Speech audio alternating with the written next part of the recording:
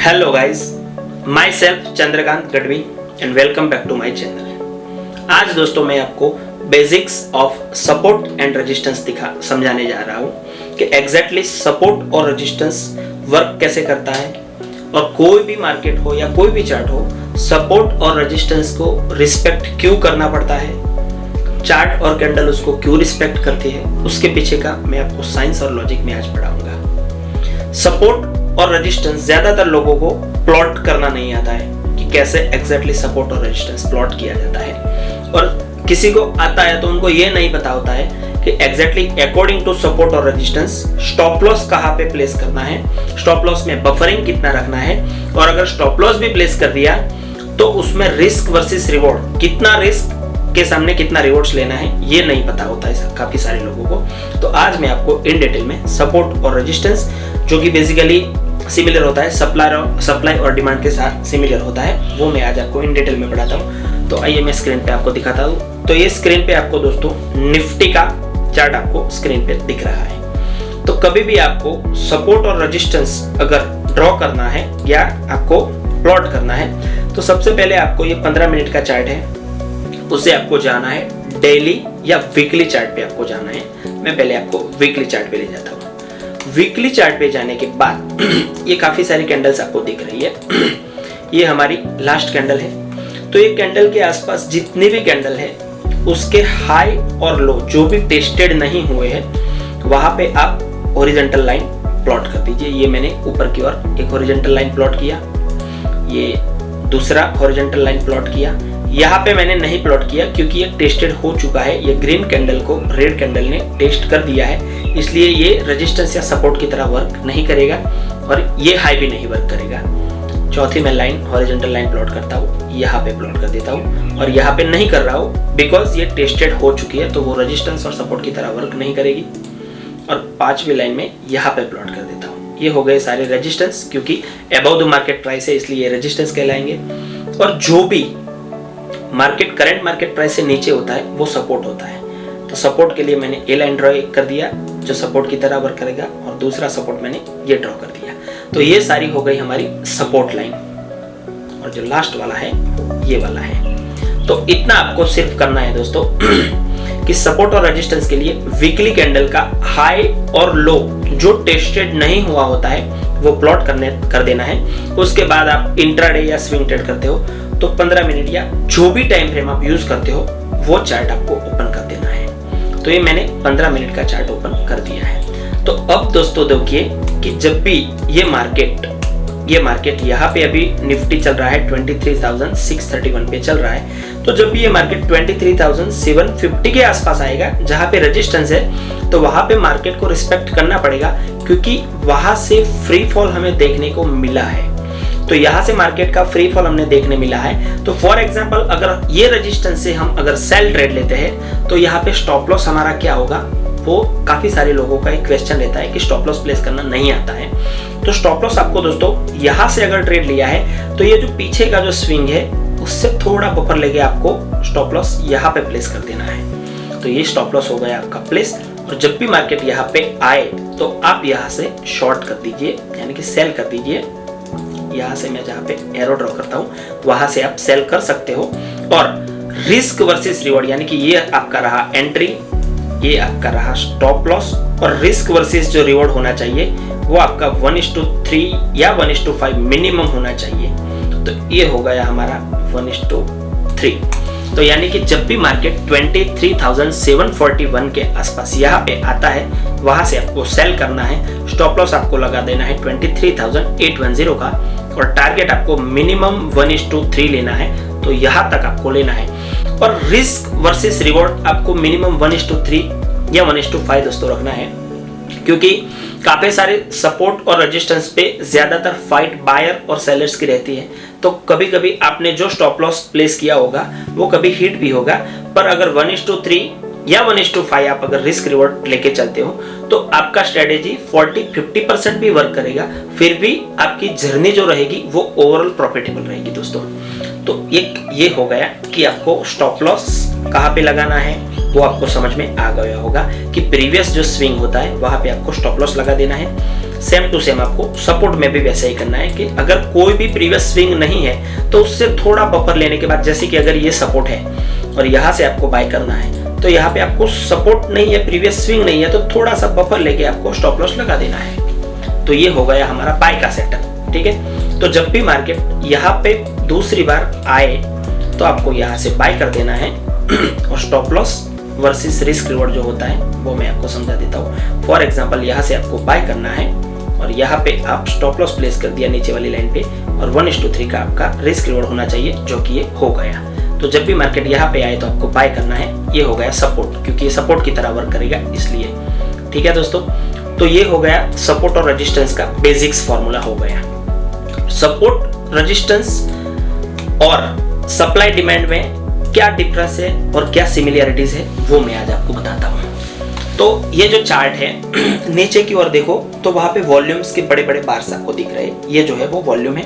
Volume का जो plane indicator आता है वो आप इंडिकेटर से फेवरेट करके आप लगा सकते हो यहाँ पे। तो जब भी रेजिस्टेंस जहां पे भी होगा, जैसे कि यहाँ पे ये हमने ट्रेड लगाया, तो रेजिस्टेंस जहां पे भी होगा वहां पे देखो वॉल्यूम भी आपको काफी सारा देखने मिलेगा। जैसे कि ये मैंने रेजिस्टेंस ड्रॉ किया तो रेजिस्टेंस पे नीचे का वॉल्यूम बार देखो सबसे ज्यादा है, आपको स्क्रीन पे दिख रहा है 402 का वॉल्यूम यहाँ पे आपको देखने को मिल रहा है। 406 मिलियन वॉल्यूम यहाँ पे सेलिंग हुआ है, इसलिए स्ट्रॉन्ग रेजिस्टेंस की तरह वर्क करेगा। तो जब भी निफ्टी ऐसे स्ट्रॉन्ग वॉल्यूम वाले रेजिस्टेंस पे आएगा तो वहां से कंपलसरी उसको नीचे आना पड़ता है, क्योंकि ये हो गया सप्लाई जोन।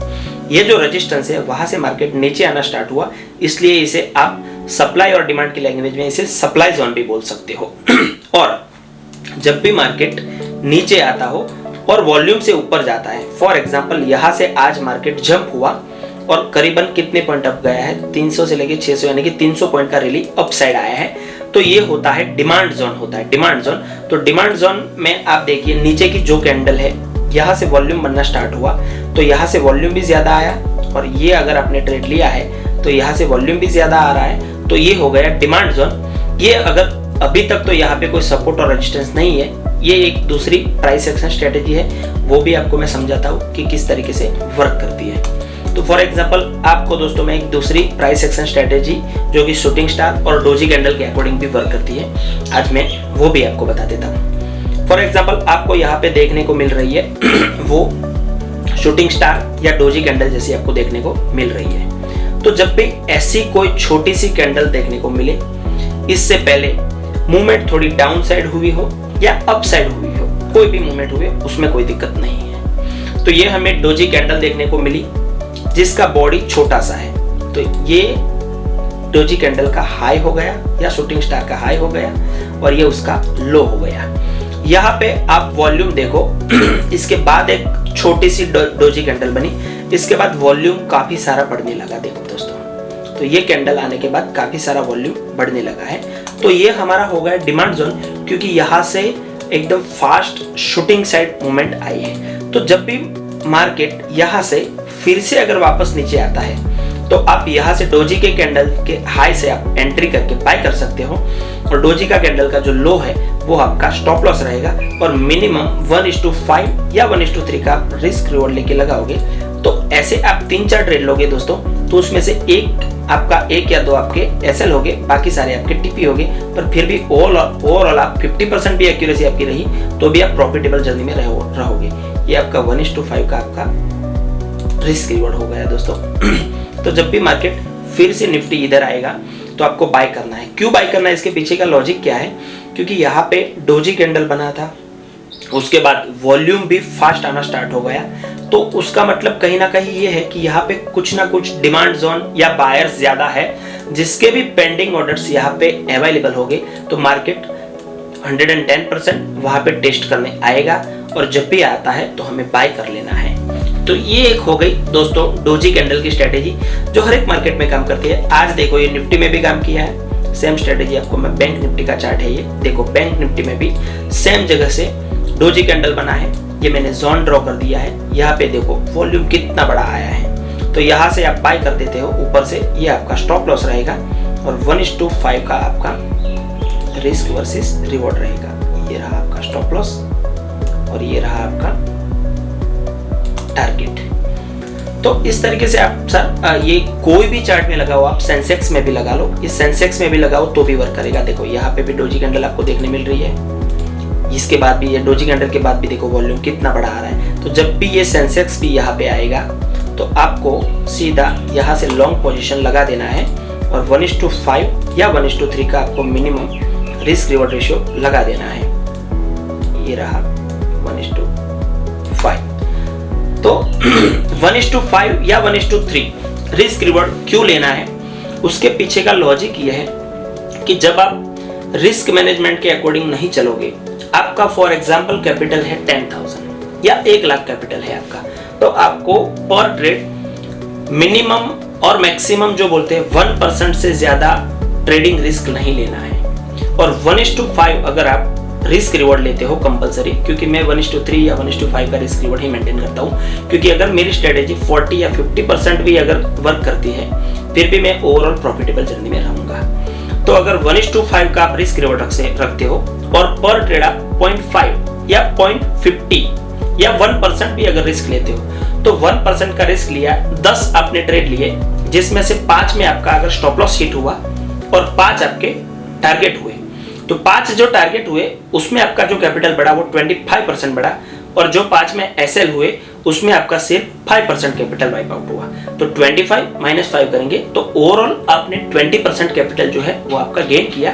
और अगर 1% 0.50% एसएल लेने का मतलब ये है ओवरऑल आप गेम में बचे रहोगे तो ही आप फाइट कर पाओगे। क्योंकि अगर आपने रिस्क ले लिया 5% का या 10% का रिस्क ले लिया तो आप वहां पे टिक नहीं पाओगे। उसके पीछे का लॉजिक ये होगा कि आपकी जो भी ट्रेडिंग साइकोलॉजी होगी वो वहां से अनस्टेबल हो जाएगी, वहां पे आप मेंटेन नहीं कर पाओगे। पर अगर आपका 1 लाख का कैपिटल है, वहां पे सिर्फ अपने स्टॉप लॉस जाएगा तो सिर्फ 500 रुपया जाएगा, तो 1 लाख पे 500 रुपये का अगर एसएल जाता है तो हमारी साइकोलॉजी जो है वो अनस्टेबल नहीं होती है। पर अगर 1 लाख कैपिटल होता है और 10 या 20,000 हमें लॉस देखने को मिल सकता है, तो हमारी जो साइकोलॉजी है उसकी धज्जियां उड़ जाती है दोस्तों।